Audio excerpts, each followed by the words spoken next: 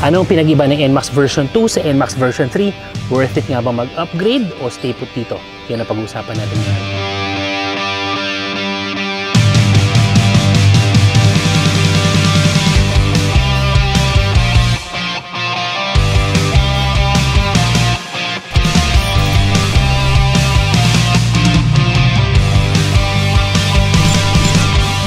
Pero bago natin pag-usapan yan sa mga hindi pa nakasubscribe mga brother, dahil karamihan sa mga nanonood sa inyo hindi pa naka-follow at nakasubscribe, be sure na mag-follow at subscribe kayo sa mga channels ng Motor ni Juan para hindi magpogi sa mga updates. Alright mga brother, pag-usapan natin ang pagkakaiba ng NMAX version 2 sa version 3. Mapapansin nyo, baka magtaka lang kayo, meron tayong basket dito.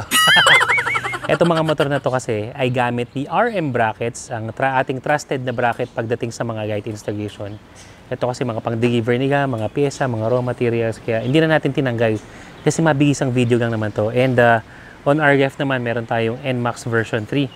So, ano nga ba? Marami sa atin nagtataka kasi, nagtatanong, at saka yung iba, nagre-research, worth it nga ba mag-upgrade if you are already using your NMAX version 2, tapos bibigay ka ba ng NMAX version 3? Unang pag-usapan natin is yung forma niya. Ang pinakamalaking pagkakaiba ng dalawang to pagdating sa forma is at the front. Kasi mapapansin natin kay NMAX version 2, mukha siyang mas mabuto, mas bilugan. Kumbaga yung sharpness ng kanyang mga angulo, ano lang, mellow lang. Kaya nandun yung impression na mabuto siya kasi hindi masyadong sharp yung mga cuts. Kasi si NMAX version 3 mas nagmumukhang mas payat or mas magit. Kasi yung angulo nito, yung mga ginyahan nito, mas aggressive, mas mga patulis. But in reality, when it comes to the actual dimension, halos parehas lang ng lapad, taas at haba itong dalawang motor na to. Ngayon, in front, mapapansin natin yung windshield ni NMAX version 3, mas mataas kaysa kay version 2. That's number 1. Isa naman, yung headlight assembly, magkaiba na rin.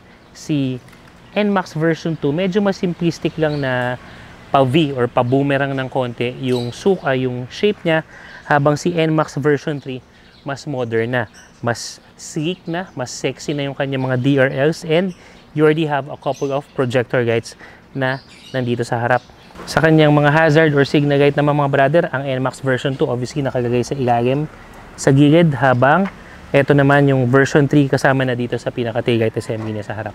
Napansin na rin natin yung sa fender naman nito, magkaiba na yung kulay, yung sa pinaka front fender nung sa gulong versus dun sa fork protector or fork cover naman natin. Ito kasi solid, kung ano yung kulay ng fender, yun din naman ang kulay nung nasa gilid niya, habang ito naman black yung kulay ng fender, tapos yung fairing or main coloring nasa gilid niya, adding parang accent dun sa pinaka kulay nung harap natin sa fenders. So, yan yung makikita naman natin sa harap. Actually, pagdating naman sa gilid, ano lang to halos parehas lang. Siyempre, may mga iba't ibang mga components sa halimbawa. May mga tornilyo na yan dyan. Si NMAX version 3.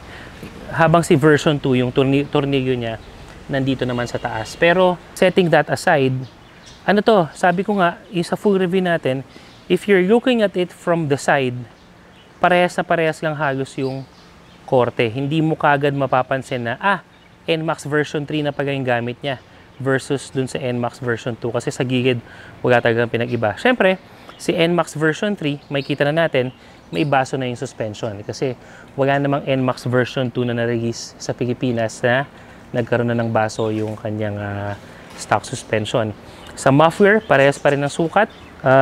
The same, even the muffler cover natin, yung laki niya, yung shape niya, parehas din lang. And then even the emblem for the NMAX, yung branding na NMAX, ang pinagkaiba lang, both are embossed, pero ito merong 155 na branding. Yung dito naman sa version 3, wala na. Pagdating naman sa likod, parehas na parehas yung kanilang rear fender. Ang malaking pagkakaiba lang dito, yung taillight assembly ni NMAX version 2 mas buo. Again, huwag nyo na ito pansin mga brother. Ayoko na tanggalin pang trabaho kasi ito pang hanap buhay. But nonetheless, the taillight assembly of the version 2 buo.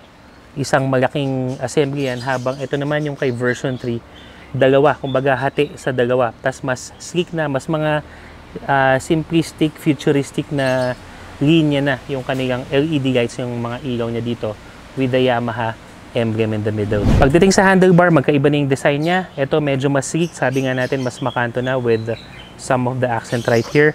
Habang si version 2 naman parang yung pinaka-accent niya buo na nandito. Pero yung pinaka-korte at saka yung angulo, and when you're riding it, it's still practically the same. Almost the same functions, parehas din na may automatic start and stop, hazard switch, electric start. Pagdating naman sa kabila, meron ding high and low. Isa sa mga pinagkaiba is yung toggle switch natin para sa menu dito sa NMAX version 2 nandito sa parang passing switch niya. Habang sa version 3 naman nandito na siya. Yan. So isa lang yung sa mga minimal na pinagkaiba but practically still the same, and the signal lights. Both are digital panel pa rin, pero itong NMAX version 2 natin, yung gray digital panel, medyo mas sabihin natin mas old school na, no? Yung kanyang make-up ng kanyang digital panel. Habang ito, mas blue screen na, tsaka white font na, or yung mga information natin white na, medyo mas modern take na. Again, this is the Y-Connect ABS version na, kasi iba pa yung TechMax version. And then for the gas consumption naman mga brother, for these two, pares lang to. Alam ko na 7 liters, 7.1, 7 liters. So halos pares din lang. Buksan na naman natin ngayon yung compartment nila. Alright, sa compartment, ayan. So, eto, hindi kasya ang karamihang full face helmet dito, pero definitely yung mga open face kasya. Habang dito naman, NMAX version 2 at saka NMAX version 3, parehas lang talaga. Mapa yung sukat, mapa yung laki.